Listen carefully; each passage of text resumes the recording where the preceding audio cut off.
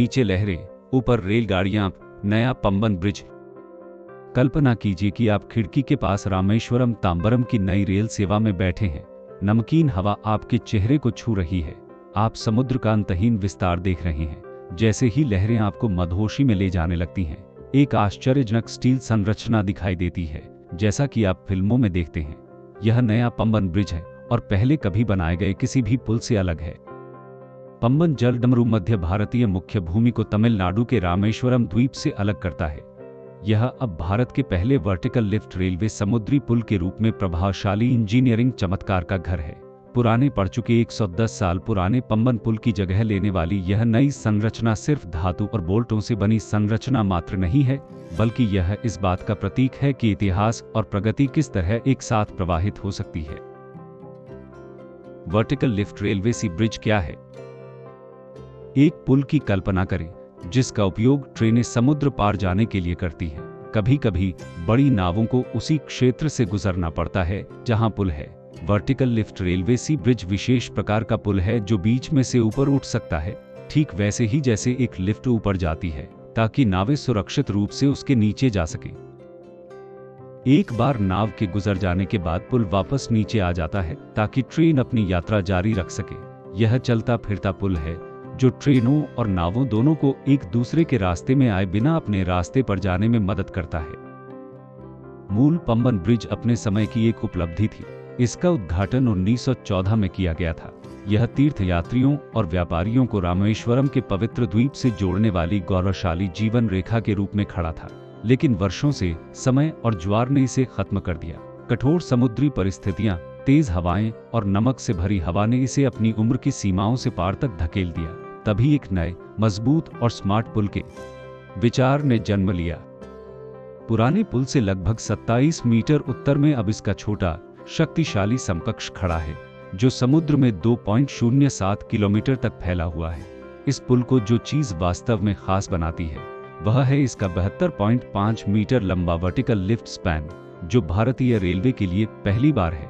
इसका मतलब है कि जब कोई जहाज गुजरना चाहता है तो पुल का केंद्रीय भाग 17 मीटर ऊपर उठ सकता है, जिससे जहाज आसानी से गुजर सकते हैं। यह पुल के एक टुकड़े को आसमान में तैरते हुए देखने जैसा है, हालांकि इसे बनाना आसान नहीं था। इंजीनियरों को अशांत जल, मुश्किल हवाओं और समुद्र तल से निपटना पड़ा, जिसने हर गणना का परीक्षण किया। सामग्री को अत्यधिक सावधानी से भेजा गया, वेल्ड किया गया और उठाया गया। नया पुल न केवल स्मार्ट है बल्कि टिकाऊ भी है। इसकी नींव 330 से अधिक विशाल पाइल से गहरी रखी गई है। फ्रेम स्टेनलेस स्टील सुदृढ़ीकरण से बना है और नमकीन हवा से बचने के लिए इसे विशेष समुद्री प्रतिरोधी कोटिंग्स के साथ चित्रित किया गया है। पुल को भविष्य को ध्यान में रखकर भी बनाया गया है। यह वर्तमान में रेलवे ट्रैक का समर्थन करता है, लेकिन नींव 2 रेलवे ट्रैक के लिए पर्याप्त मजबूत है, जो कल आने वाले समय के लिए तैयार है। लेकिन यह पुल केवल इंजीनियरिंग के बारे में नहीं है, इस पुल का गहरा सांस्कृतिक महत्व है। रामायण के अनुसार राम सेतु का निर्माण रामेश्वरम के पास धनुषकोडी से शुरू किया गया था। तीर्थयात्रियों के लिए यह रामेश्वरम के लिए तेज और सुरक्षित यात्रा प्रदान करता है।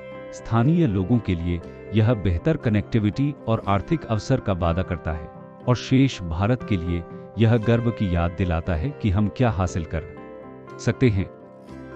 नए पंबन ब्रिज की भव्यता के पीछे चुपचाप काम करने वाली स्मार्ट तकनीक छिपी हुई है। 3 कप एनीमोमीटर लगातार हवा की गति पर नजर रखता है। यह 58 किलोमीटर प्रति घंटे से अधिक हो जाती है तो यह स्वचालित लाल सिग्नल को ट्रिगर करता है, सुरक्षा सुनिश्चित करने के लिए ट्रेनों को रोक देता है। इस बीच समुद्र में नियंत्रण कक्ष में वायुमंडलीय जल जनरेटर साइट पर मौजूद कर्मचारियों के लिए हवा की नमी को स्वच्छ पेयजल में परिवर्तित करता है। साथ में ये नवाचार चुपचाप जीवन की रक्षा करते हैं और पुल को चालू रखने वाले लोगों का समर्थन करते हैं। तो अगली बार जब आप उस ट्रेन में सवार हों तो समुद्री हवा को अपने साथ एक पल के लिए चिंतन में ले जाने दें। जब आप नए पंबन ब्रिज को पार करते हैं तो आप सिर्फ पानी के ऊपर नहीं चल रहे होते हैं, आप समय, विरासत और नवाचार से गुजर रहे होते हैं। लहरों के नीचे एक सदी की कहानियां छिपी हैं और उनके ऊपर भारत के भविष्य का वादा। यह पुल सिर्फ इंजीनियरिंग का चमत्कार नहीं है, यह लोगों, संस्कृति और सपनों को जोड़ता है। अपनी खामोश ताकत और सुंदर उभार में यह हमें याद दिलाता है कि प्रगति सिर्फ नए निर्माण के बारे में नहीं है, बल्कि पुराने का सम्मान करना और उसे गर्व के साथ आगे ले जाना भी है।